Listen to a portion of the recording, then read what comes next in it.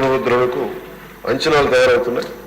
ప్రతిపాదనలు పరిశీలించి నిర్వీర్యమైపోయిన అన్ని ప్లాంట్లని పునరుద్ధరించేందుకు తగిన చర్యలు తీసుకోవడం.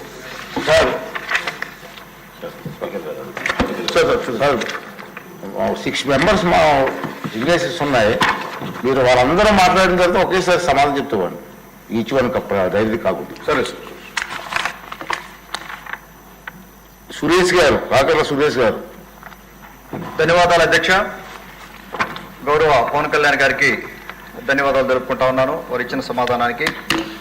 అధ్యక్ష, నాకు ఒక్క నిమిషం మీరు ఎక్కువ ఇవ్వాలి అధ్యక్ష. ఈసారి ఇది ఉదయగిరి నియోజకవర్గంలో 30,000 కుటుంబాలకు సంబంధించిన డ్రింకింగ్ వాటర్ సమస్య అధ్యక్ష. మంత్రి గారు చెప్పినట్టుగా 8 మండలాల్లో ఒక్కొక్క మండలంలో ఒక్కొక్క మదర్ ప్లాంట్, అలాగే ఒక్క మండలానికి 22 నుంచి 25 డిస్పెన్సర్ ఆర్డీయూస్ బిల్డ్ చేయడం జరిగింది. అలాగే ఒక్కొక్క మండలానికి 4-5 వాటర్ ట్యాంకర్స్ కూడా పెట్టడం జరిగింది. అంటే ఒక 10,000 లీటర్లు గంటకి 10,000 లీటర్లు ప్రొడ్యూస్ చేసే మదర్ ప్లాంట్లు ఉన్నాయి అధ్యక్ష. కేవలం 8 మండలాల్లో ఒక్క మండలం మదర్ ప్లాంట్ దాదాపుగా 1.5 year వర్క్ చేసింది. తర్వాత మిగతా 7 మండలాలు కానీ మళ్ళీ ఈ 8వ మండలం కానీ మదర్ ప్లాంట్ ఏవీ పనిచేయటం లేదు.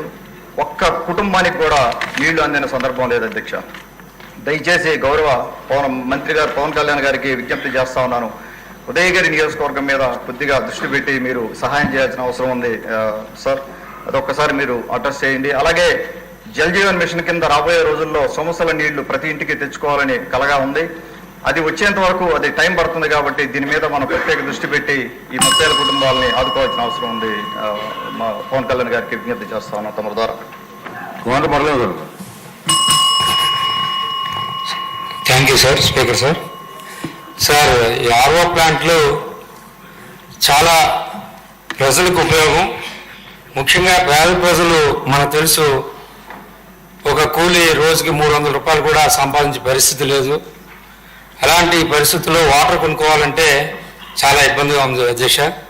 ముఖ్యంగా శ్రీకాకుళం, విజయనగరం ఈ ప్రాంతాల్లో కిడ్నీ ప్రాబ్లమ్స్ కూడా మనందరికీ ఎరుకే.